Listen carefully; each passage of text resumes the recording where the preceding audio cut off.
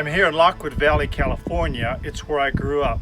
And right behind me and all around me is where I did my rabbit hunting as a young 9-year-old boy, all the way up through my teen years. And I want to do something that I want to talk about, and that is the memories of the past. To me, this is a very special place, and I have such fond memories of my great uncle Jack, who built the cabin that I lived in with my family. And he was a World War I veteran, so he was always bigger than life to me.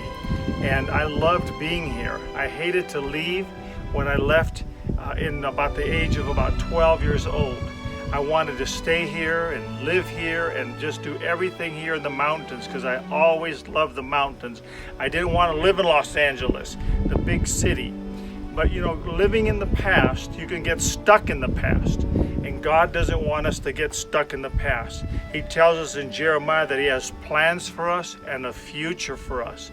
So don't get stuck in the past.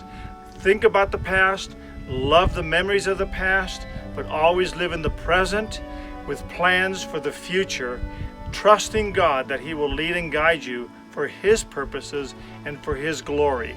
And so I'd like you to pause and ponder this word.